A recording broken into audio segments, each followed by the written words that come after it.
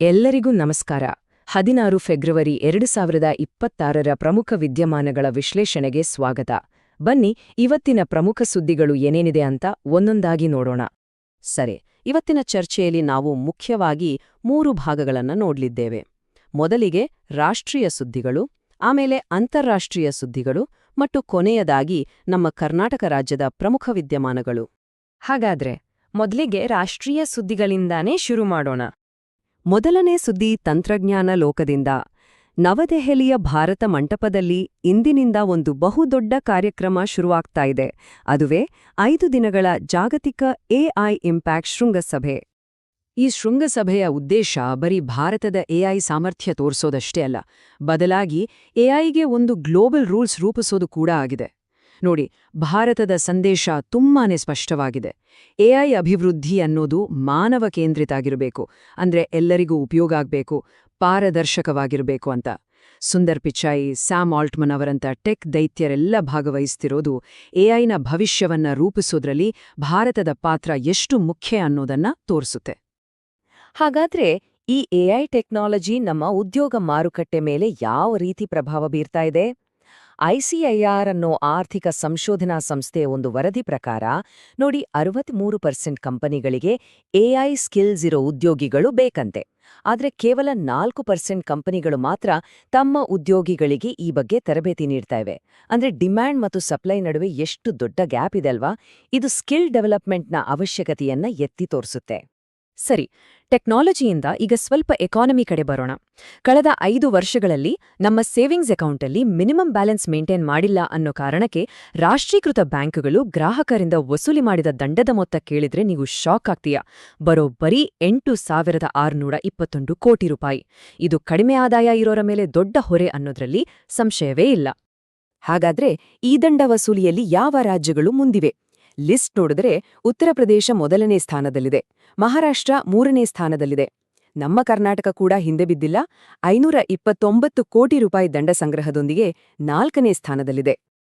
ಇನ್ನು ನಮ್ಮ ಕರ್ನಾಟಕದ ಅಂಕಿಅಂಶಗಳನ್ನೇ ಸ್ವಲ್ಪ ಡೀಟೇಲ್ ಆಗಿ ನೋಡುವುದಾದ್ರೆ 2021ರಿಂದ 2024ರವರೆಗೆ ಈ ದಂಡನ ಮೊತ್ತ ವರ್ಷದಿಂದ ವರ್ಷಕ್ಕೆ ಹೆಚ್ಚಾಗ್ತಾನೆ ಹೋಗಿದೆ. ಇದು ರಾಜ್ಯದ ಬ್ಯಾಂಕ್ ಗ್ರಾಹಕರ ಮೇಲಿನ ಆರ್ಥಿಕ ಒತ್ತಡವನ್ನ ಸ್ಪಷ್ಟವಾಗಿ ತೋರಿಸುತ್ತೆ. ಸರಿ, ಇಲ್ಲಿಗೆ ರಾಷ್ಟ್ರೀಯ ಸುದ್ದಿಗಳು ಮುಗಿತು. ಈಗ ನಮ್ಮ 2ನೇ ಭಾಗ ಅಂತಾರಾಷ್ಟ್ರೀಯ ವಿದ್ಯಮಾನಗಳ ಕಡೆಗೆ ಹೋಗೋಣ.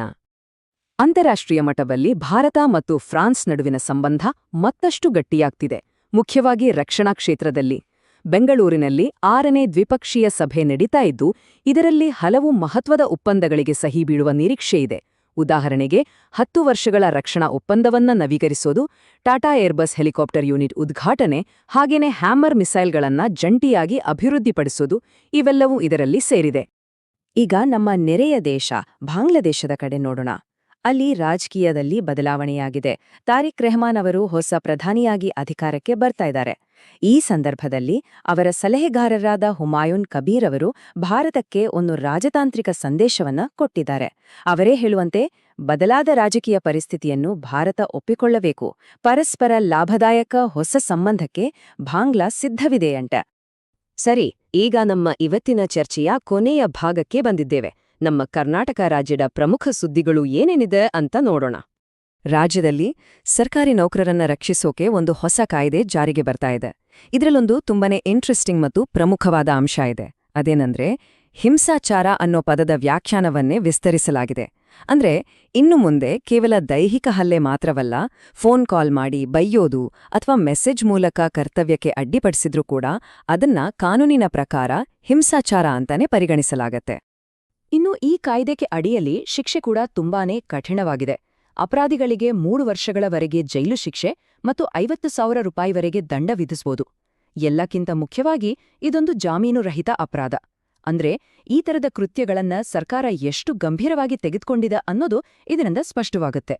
ಶಕ್ತಿ ಯೋಜನೆ ಬಗ್ಗೆ ಒಂದು ಗುಡ್ ನ್ಯೂಸ್ ಇದೆ. ಮಹಿಳೆಯರಿಗೆ ನೀಡಲಾಗ್ತಾ ಇರೋ ಸ್ಮಾರ್ಟ್ ಕಾರ್ಡ್ ಅನ್ನ ಈಗ ರಾಷ್ಟ್ರೀಯ ಸಾಮಾನ್ಯ ಚಲನಶೀಲತಾ ಕಾರ್ಡ್ ಆಗಿ ಅಪ್ಗ್ರೇಡ್ ಮಾಡಲಾಗಿದೆ. ಇದರರ್ಥ ಏನು ಗೊತ್ತಾ?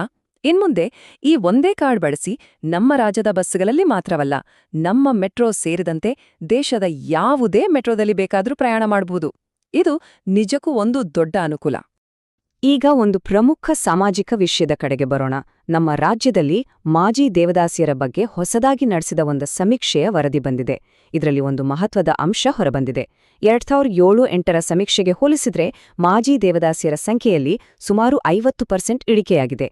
ಸದ್ಯದ ಸಂಖ್ಯೆ 23,395. ಜಿಲ್ಲಾವಾರು ಅಂಕಿಅಂಶಗಳನ್ನು ನೋಡೋದಾದ್ರೆ ಬೆಳಗಾವಿ ಜಿಲ್ಲೆಯಲ್ಲಿ ಅತಿ ಹೆಚ್ಚು ಅಂದ್ರೆ 3,825 ಮಾಜಿ ದೇವದಾಸಿಯರು ಇದ್ದಾರೆ. ಆಮೇಲೆ ವಿಜಯನಗರ ಮತ್ತು ಬಾಗಲಕೋಟೆ ಜಿಲ್ಲೆಗಳು ಬರ್ತವೆ. ಆದರೆ ಒಂದು ಸಮಾಧಾನದ ಸಂಗತಿ ಅಂದ್ರೆ 2007 ಮತ್ತು 8ಕ್ಕೆ ಹೋಲಿಸಿದ್ರೆ ಬಹುತೇಕ ಎಲ್ಲಾ ಜಿಲ್ಲೆಗಳಲ್ಲೂ ಈ ಸಂಖ್ಯೆ ಕಡಿಮೆ ಆಗಿರೋದು ಒಂದು ಸಕಾರಾತ್ಮಕ ಬೆಳವಣಿಗೆ ಅಂತಾನೆ ಹೇಳ್ಬಹುದು. ಈ ಸಮೀಕ್ಷೆ ಕೇವಲ ಸಂಖ್ಯೆಗಳನ್ನಷ್ಟೇ ಹೇಳಲ್ಲ, ಅವರ ಸಾಮಾಜಿಕ ಸ್ಥಿತಿಗತಿ ಬಗ್ಗೆನೂ ಹೇಳುತ್ತೆ. ವಯಸ್ಸಿನ ಪ್ರಕಾರ ನೋಡಿದರೆ 45ರಿಂದ 60 ವರ್ಷದವರೇ ಜಾಸ್ತಿ ಇದ್ದಾರೆ. ಆದ್ರೆ ಎಲ್ಲರನ್ನೂ ಕಾಡಬೇಕಾದ ನಿಜಕ್ಕೂ ಕಳವಳಕಾರಿ ಅಂಶ ಅಂದ್ರೆ ಅದು ಅವರ ಶೈಕ್ಷಣಿಕ ಮಟ್ಟ. ಈ ಒಂದು ಸಂಖ್ಯೆಯನ್ನ ನಾವೆಲ್ಲರೂ ತುಂಬಾನೇ ಗಂಭೀರವಾಗಿ ತೆಗೆದುಕೊಳ್ಬೇಕು. ಸಮೀಕ್ಷೆಗೆ ಒಳಪಟ್ಟ ಮಾಜಿ ದೇವದಾಸಿಯರಲ್ಲಿ 91.7% ಜನ ಅನಕ್ಷರಸ್ಥರು. ಹೌದು, ನೀವ್ ಕೇಳಿದ್ದು ಸರಿ, 91.7%. ಇದು ಅವರನ್ನ ಸಮಾಜದ ಮುಖ್ಯವಾಹಿನಿಗೆ ತರೋ ದಾರಿಯಲ್ಲಿರೋ ಅತಿದೊಡ್ಡ ಸವಾಲು ಅನ್ನೋದನ್ನ ಇದು ತೋರಿಸುತ್ತೆ. ಹಾಗಾದ್ರೆ ಈ ಸವಾಲುಗಳನ್ನ ಎದುರಿಸೋದು ಹೇಗೆ? ವರದಿ ಅದಕ್ಕೂ ಕೆಲವು ಪರಿಹಾರಗಳನ್ನ ಅಂದ್ರೆ ಶಿಫಾರಸುಗಳನ್ನ ಮಾಡಿದೆ. ಇದರಲ್ಲಿ ಮುಖ್ಯವಾಗಿ ಅವರ ಮಾಸಿಕ ಸಹಾಯಧನವನ್ನ 5,000 ರೂಪಾಯಿಗೆ ಹೆಚ್ಚಿಸೋದು, ಅವರ ಮಕ್ಕಳಿಗೆ ವಸತಿ ಶಾಲೆಗಳಲ್ಲಿ ಮೀಸಲಾತಿ ಕೊಡೋದು, ಆರೋಗ್ಯಕ್ಕಾಗಿ ಎಲ್ಲರಿಗೂ ಆಯುಷ್ಮಾನ್ ಭಾರತ್ ಕಾರ್ಡ್ ನೀಡೋದು, ಹಾಗೇನೆ ಸ್ವಾವಲಂಬಿ ಬದುಕಿಗಾಗಿ ಸ್ಕಿಲ್ ಟ್ರೈನಿಂಗ್ ಮತ್ತು ಶೂನ್ಯ ಬಡ್ಡಿ ದರದಲ್ಲಿ ಸಾಲ ಸೌಲಭ್ಯ ಒದಗಿಸೋದು ಸೇರಿದೆ. ಕೊನೆಯದಾಗಿ ಒಂದು ಪ್ರಶ್ನೆಯೊಂದಿಗೆ ಇವತ್ತಿನ ವಿಶ್ಲೇಷಣೆಯನ್ನು ಮುಗಿಸೋಣ. ನೋಡಿ, ಈ ಸಮೀಕ್ಷೆ ನಮ್ಗೆ ಕೇವಲ ಅಂಕಿಅಂಶಗಳನ್ನು ಕೊಟ್ಟಿಲ್ಲ, ಒಂದು ವಾಸ್ತವತೆಯನ್ನೇ ನಮ್ಮ ಮುಂದಿಟ್ಟಿದೆ. ಹಾಗಾದ್ರೆ ದೇವದಾಸಿ ಪದ್ಧತಿಯಂತಹ ಸಮಾಜದಲ್ಲಿ ಆಳವಾಗಿ ಬೇರೂರಿರುವ ಸಮಸ್ಯೆಗಳನ್ನ ಬುಡಸಮೇತ ಕಿತ್ತೊಗೆಯಲು ಇಂತಹ ಡೇಟಾ ಆಧಾರಿತ ನೀತಿಗಳು ಅಂದ್ರೆ ಅಂಕಿಅಂಶಗಳ ಮೇಲೆ ರೂಪಿಸುವ ಯೋಜನೆಗಳು ನಿಜವಾಗಿಯೂ ಎಷ್ಟು ಪರಿಣಾಮಕಾರಿಯಾಗಿ ಸಹಾಯ ಮಾಡಬಲ್ಲವು? ಈ ಬಗ್ಗೆ ಯೋಚಿಸಿ.